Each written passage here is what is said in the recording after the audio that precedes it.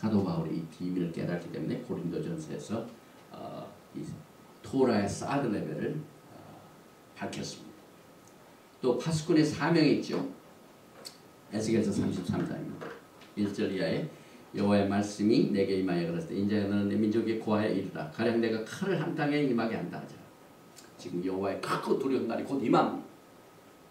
칼이 임합니다. 그런데 가령 내가 칼을 한 땅에 임하게 한다 하자. 그 땅 백성이 자기 중에 하나를 택하여 파수꾼을 삼은 그 사람이 칼이 그 땅에 임함을 보고 나팔을 불어 백성에게 경고하되 마지막 때에 파수꾼이 경고의 사역을 잘 감당하려면요. 우리가 두 가지 면에서 준비를 해야 돼요. 첫째는 적을 알아야 돼요. 사탄의 전략을 알아야 됩니다. 그 다음에 내가 가지고 있는 싸울 수 있는 무기를 잘 준비해요.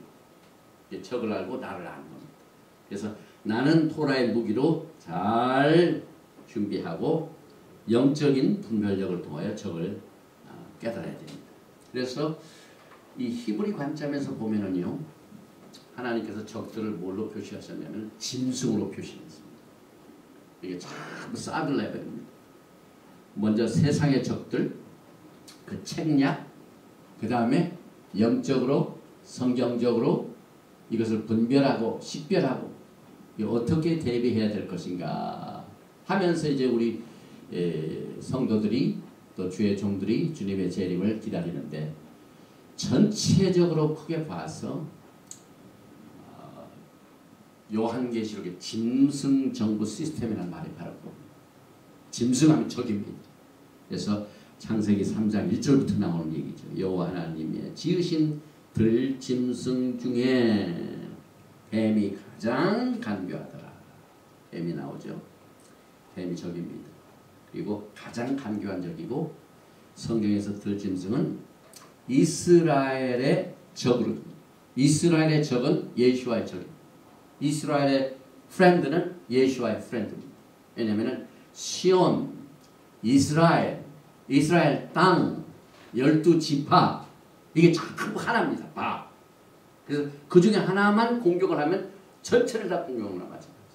그래서 성경에 보면 이걸 짐승으로 봤는데 하나님께서 이스라엘 백성들이 하나님 앞에 범죄하자마자 어떻게 하셨습니까? 짐승들을 보내가지고 괴롭혔습니다. 그래서 이스라엘의 세상 적들 이런 것들이 전부 짐승으로 나오는데 신명기 28장 26절에 내 시체가 공중의 모든 새와 땅 짐승들의 밥이 될 것이다. 그것들을 쫓아줄 자가 없을 것이다. 이스라엘을 공격하는 적들이 굉장히 많습니다. 역대적으로 보면은 끊임없이 그 나라를 먹으려고 하는 들짐승들이 얼마나 많은지 몰라요. 그래서 그 이유를 에스겔서 34장 4절 5절에 너희가 그 연약한 자를 강하게 아니하며 병든 자를 고치지 아니하며 상한 자를 싸매주지 아니하며 쫓긴 자를 돌아오게 아니하며 잃어버린 자를 찾지 아니하고 다만 강포로 그것들을 다스렸도다. 목자가 없으므로 그것들이 흩어지며 흩어져서 모든 들짐승의 밥이 되었도다. 정신부장한 주의 종들이요 파수꾼의 사명을 감당하지 못하고 적들도 모르고 적을 이길 수 있는 무기도 없고 그러면 목자가 없는 거예요. 목자가 없으면은 양떼들이 자꾸 흩어져서 들짐승들의 밥이 됩니다. 이와 같은 전략을 하나님께서는 토라의 마지막 때를 대비하여 이렇게 숨겨놓으셨는데 결국 사탄이 들짐승이며 이스라엘의 적이며 그 다음에 본토에서 쫓겨나 세상으로 흩어져가지고 포로 생활하는 것이 짐승의 밥이 된 겁니다. 이스라엘 역사를 보세요. BC 586년 유다나라, BC 722년 아수르 다 적에 의하여 점령당했죠. 성전이 무너졌죠. 예루살렘 성벽이 무너졌죠. 그때 역대적으로 이스라엘을 공격했던 적들을 하나님께서는 뭘로 표시하셨습니까? 다니엘서 보세요. 다니엘서 꿈이 나오죠. 느부갓네살 왕이 꿈을 꿔가지고 여기에 보면은 골드, 머리는 금이죠. 사자 같죠. 그 다음에 팔과 이 허벅 여기는 금이죠. 그 다음에 이 부분 허리 밑 부분은 동이죠. 그 밑부분은 철이죠. 그 다음에 열 발가락은 철과 흙 이렇게 신상을 표시했는데 그 신상의 머리 부분, 이 팔 부분, 이 부분을 설명할 적마다 뭘로 표시하면 짐승으로 나옵니다. 짐승. 전부 이스라엘을 공격한 적들입니다. 그래서 다니엘서 7장 3절에 보니까 큰 짐승 넷이 바다에서 나왔는데 그 모양이 각각 다르더라. 첫째는 사자 같고 또 5절 다른 짐승, 둘째는 곰과 같고 사자 곰이 나왔죠. 그 다음에 그 후에 또 본적 다른 짐승 표범이 나왔죠. 그 다음에 내가 밤 환상 가운데 그 다음에 본 넷째 짐승은 무섭고 놀라우며 또 매우 강하며 또 새로 된 큰 이가 있어서 먹고 부서뜨리고 그 나머지를 발로 밟았으며 이 짐승은 전에 모든 짐승과 다르고 또 10뿔이 있더라. 10뿔이 있습니다. 내가 또 그 뿔을 유심히 보는 중에 다른 작은 뿔이 그 사이에서 나더니 첫 번째 뿔 중에 셋이 그 앞에서 뿌리까지 뽑혔으며 이 작은 뿔에는 사람의 눈 같은 눈들이 있고 또 입이 있어 큰 말을 했다. 이건 역사적으로 증거가 됩니다. 다니엘서에 나오는 이 머리 부분, 이 신상에 대한 부분, 이걸 전부 우리가 분석을 해볼 적에 성경에서 나온 그대로 순서로 보면은 첫 번에는 바벨론입니다. 사자 같죠. 그 다음에 메도 파사, 지금 현재 이란입니다. 그 다음에 세 번째로 헬라, 알렉산더 대왕, 그리스입니다. 그 다음에 로마입니다. 그 다음에 그 10발가락 시대, 지금 우리가 그 시대에 살죠. 그러니까 이 성경에는요 얼마나 참 재밌는 내용들이 많이 있어요. 공부하면. 그래서 그 종아리는 철이요 그 발은 얼마는 철이요 얼마는 진흙이었나이다. 또 왕이 보신즉 사람의 손으로 하지 아니하고 뜨인 돌이 신상의 철과 진승의 발을 쳐서 부셔뜨리며, 이게 예시와의 재림이죠. 그래서 때에 철과 진흙과 녹과 은과 금이 다 부서져 여름 타장 바닥에 겨같이 되어 바람에 불려간 것이 없었고 우산을 친 돌은 태산이로 온 세계에 가득하였다. 종말론을 다니엘을 통해서 해석을 하게 했습니다. 그래서 여기 정리하면 신상은 짐승이죠. 짐승하면 이스라엘 적입니다. 금머리인 바벨론, 은으로 된 가슴과 팔들은 메데파사, 노스로 된 배와 넓적다리는 헬라, 신상에 철든 두 종아리는 로마, 신상에 철과 진흙이 섞인 발은 지금 우리가 살고 있는 이 시대입니다. 그래서 사람의 손으로 하지 아니하고 뜨인 돌은 메시아의 오심을 말합니다. 그래서 여기 한 가지 우리가 주목할 것이 있습니다. 다니엘서 2장 41절에 왕께서 그 발과 발가락이 얼마는 토기장의 진흙이요. 10발가락인데 순수하지 않고 섞여 있습니다. 그래서 한쪽은 진흙이고 얼마는 철인 것을 보셨은즉 그 나라가 나누일 것이며, 왜냐하면 철과 진흙이 잘 섞이질 않습니다. 나누어집니다. 그래서 철과 진흙이 섞인 것을 보셨으니, 여기에 섞였다. 이것을 우리가 히브리 말로 발음을 해보십시오. 여기 아인입니다. 아 발음입니다. 아. 그 다음에 뭡니까? 레이시, 라, 부, 아라부. 지금 중동에 이스라엘을 괴롭히는 나라가 무슨 나라입니까? 아랍. 아랍 연맹. 이 아랍이 철과 진흙이 섞인 사람. 서로 합지다. 이게 이제 히브리 관점에서 종말론을 공부하면은요, 지금 이스라엘을 괴롭히는 적들이 누구신가가 다 숨겨놨어요. 글자에다. 그래서 발가락 10발가락이 있는데 일부분 입으로 철이 아직 남아있는데, 이는 부활된 로마 이후 서방 세계를 말해요. 그래서 여기 1563년도에 피터 브루게라는 사람이 바벨탑이라는 그림을 그렸어요. 그런데 이 그림을 그대로 바벨탑을 그대로 지은 블란서 스트라스버그에 있는 EU 의회 건물이 똑같습니다. 이건 우연이 아니죠. 그래서 이 바벨론을 우리가 히브리 관점에서 보면은요, 문자적인 해석이 있고 그 다음에 라메스 소드랩으로 들어가는 그 방법이 있는데, 문자적으로 보면 바벨론은 이락입니다. 이락 안에 바벨론이 있습니다. 그러나 이제 마지막 때 히브리 관점에서 보면은요, 바벨론이 굉장히 그 분야가 넓습니다.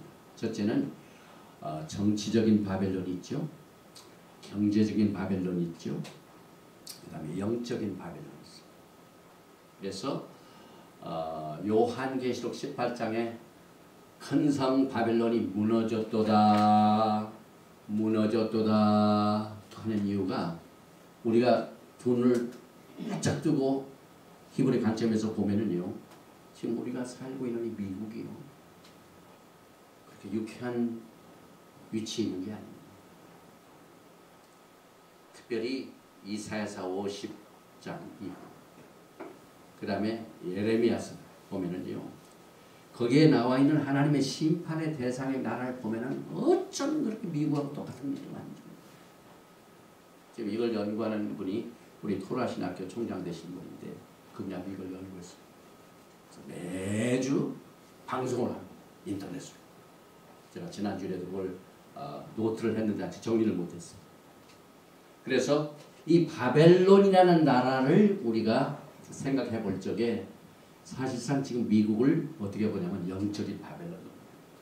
그런데 바벨론은요, 심판의 대상이고, 심판받고 난 뒤에는 회복이 없습니다.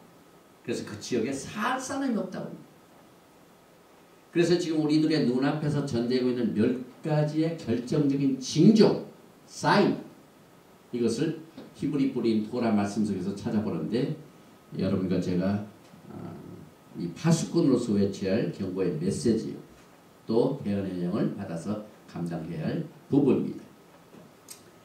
아까 우리가 공부할 적에 이스라엘 중심으로 적들이 들어차 있죠. 철과 진이 들어차 있죠. 짐승.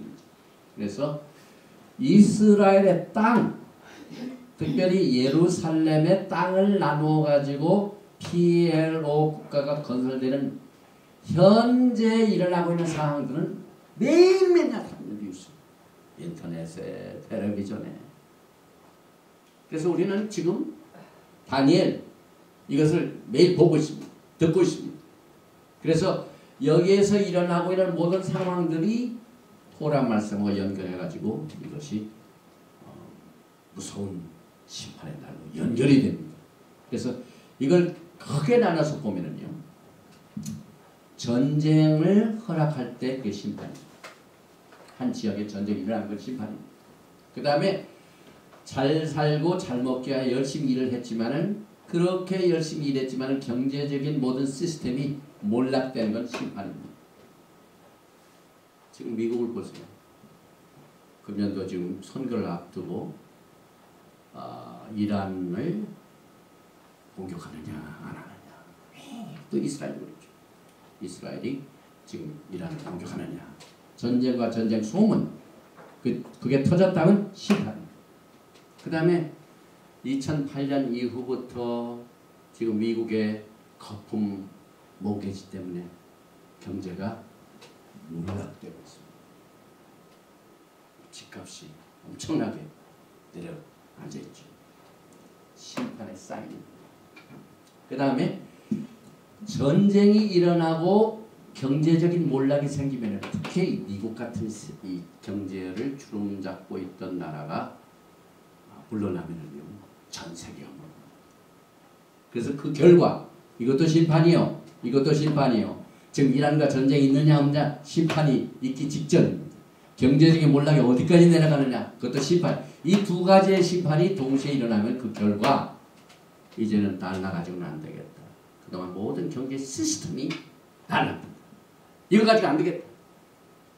그래서 단일 세계정부가 세워집니다. 다니엘서 9장 27절에 적그리스도가 있습니다. 그리고 이것을 이제 세 가지 징조로 분류를 해보십시오. 지금 현재 발전되고 있는 이스라엘, 그 다음에 피에로의 평화회담 과정, 매일매일 나오고 있습니다. 그 다음에 발전되고 있는 이란과의 불가피한 전쟁, 지금 매일 나오고 있습니다.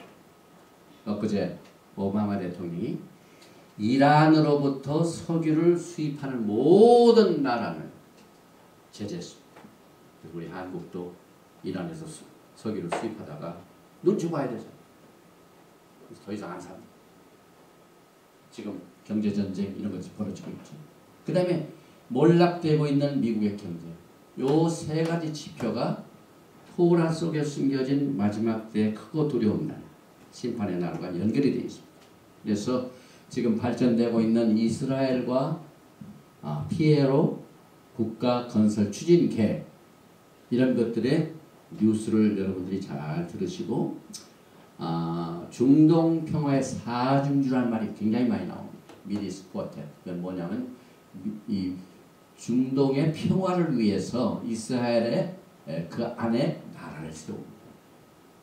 지금 이스라엘이 있는데 그 안에 피에로 국가를 세우기 위하여 사중주가 지금 역할을 하고 있는데, 그 사중주가 미국, 그 다음에 EU, 그 다음에 러시아, 그 다음에 우리 한국 그 UN 그 총회장 누구십니까?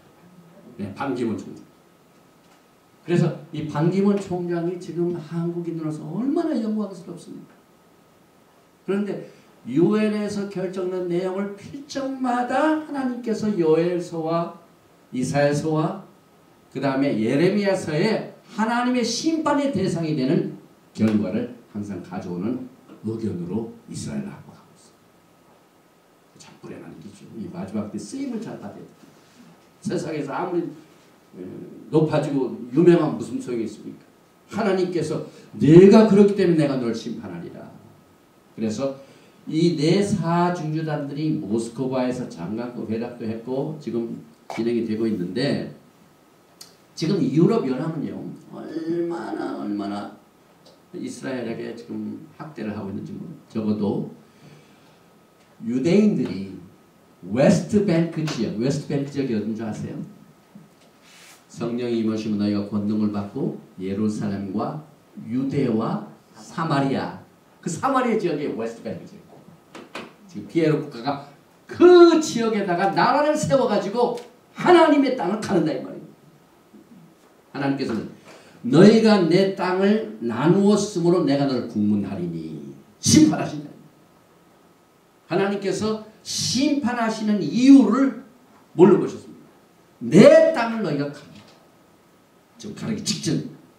이스라엘에 두 나라가 생기기 직전. 그런데 웨스트뱅크 지역은 분명히 유대인들의 땅인데, 이스라엘 땅인데, 거기에서 만든 모든 농산물 상품은 이제는 이스라엘 상품이 아닙니다. 그건 피에로 상품이다. 나라가 생기기도 전에 나라를 인정한 겁니다. 이 이유를 반드시 하나님께서 심판하십니다. 아까 그랬죠? 10발가락인데 공중에서 사람의 손으로 들이지 않은 돌이 떠가지고 그걸 부수니까 산산조. 이유도 거기다. 미국도 거기다. 우리가 히브리 관점에서 보면은요, 종말론이 추상적이 아니에요. 왜냐하면 땅을 가르는 문제가 지금 뉴스에 매일매일 나오고 있고, 누구의 땅이냐? 이스라엘 땅. 이스라엘 땅은 이스라엘 땅이 아니에요. 하나님께서 그 땅을 가는 자마다 그들이 내 땅을 나누었습니다. My land. 하나님께서는 그 이름을 예루살렘에 두셨죠. 전 세계에 그 땅을 하나님께서 그렇게 선별시켰어요. 하나님께서 그곳에 이제 메시아의 왕국 때 보좌가 거기에 세워집니다. 그래서 지금 어느 정도로 지금 이것이 하나님의 심판이 가까웠냐면은 이스라엘과 피에로 간의 국경선의 합의가 됐습니다. 국경선이 뭐예요? 한 나라의 나라가 나누어졌다는 겁니다. 그래서 국경선의 합의가 됐는데 지금 보니까 어느 정도에서 지금 국경선이 나오냐면은 미국도 이스라엘과 피에로 간의 1967 6.1 전쟁 이전 국경선 확전의 싸움과 합의를 이룬 것을 지금 밀어붙이고 있습니다. 반기문 총장 마찬가지, EU도 마찬가지, 러시아도 마찬가지. 중동 평화를 위해서 그럽니다.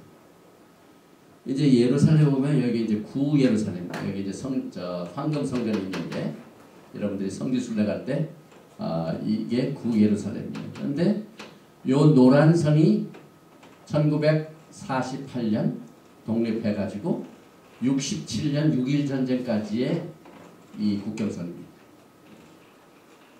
그리고 이 그린은 6.1 전쟁 때 이스라엘이 이겼습니다.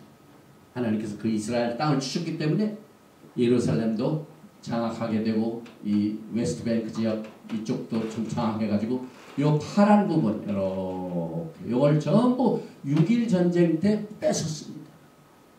하나님 주셨어요. 6.1 전쟁. 그런데 지금 앞으로 여기에 나라를 세우기 위해서는 67년 전으로 돌아가라. 그러면 다 뺏기는 거예요. 여기 구 예루살렘. 하나님의 진노를 사고 있습니다. 그래서 미국은 끝까지 쌍방 간의 국경선 합의사항을 계속해서 촉구합니다. 또 나타냐후 수상도요. 지금 이스라엘이 입지가 굉장히 좁아졌습니다. 전 세계가 그걸 원하기 때문에 중동의 평화를 위해서는 거기에 팔레스타인 국가를 허락을 해야 된다. 너무 하기 때문에 나타냐후 행정부도 지금 협상을 계속해서 하고 있죠. 그런데